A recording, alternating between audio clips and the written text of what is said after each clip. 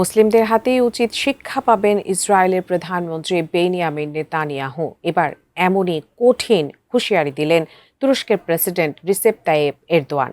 কিন্তু হঠাৎ কেন নেতানিয়াহুকে এমন হুঁশিয়ারি দিলেন এরদোয়ান? বিস্তারিত ডেস্ক রিপোর্টে।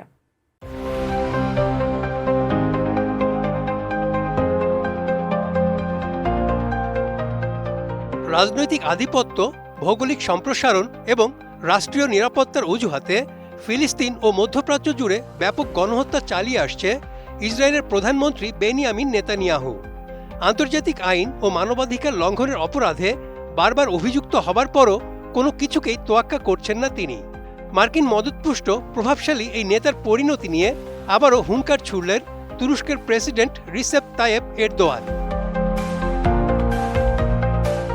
২৭ মে ইস্তাম্বুলের চামলিজা মসজিদে ঈদুল আজহার শুভেচ্ছা বিনিময়ের সময় ইসরায়েলের প্রধানমন্ত্রী বেনিয়ামিন নেতানিয়াহুকে একজন অত্যাচারী শাসক হিসেবে আখ্যায়িত করেছেন এরদোয়ান।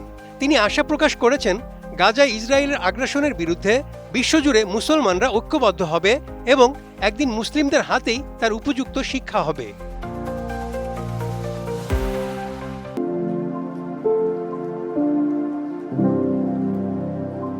গাজাবাসীর প্রতি সংহতি জানিয়ে তুর্কি প্রেসিডেন্ট তার বিশেষ বার্তায় বলেন, তাদের আধ্যাত্মিক ভূখণ্ডের বিভিন্ন প্রান্তে, বিশেষ করে গাজায় যেসব ভাই বোনরা দুঃখ কষ্ট এবং গভীর বেদনার মধ্য দিয়ে এই ঈদকে স্বাগত জানাচ্ছেন, তিনি তার ও তুরস্কের পক্ষ থেকে তাদের প্রতি গভীর সংহতি প্রকাশ করেন এবং প্রত্যেককে ঈদুল আজহার শুভেচ্ছা জানান।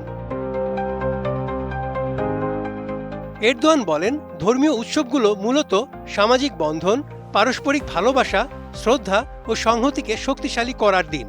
তবে এবার গাজা উপত্যকার চলমান পরিস্থিতি তুরস্ক সহ পুরো বিশ্বের মুসলমানদের ঈদ উদযাপনে বিষাদের ছায়া ফেলেছে।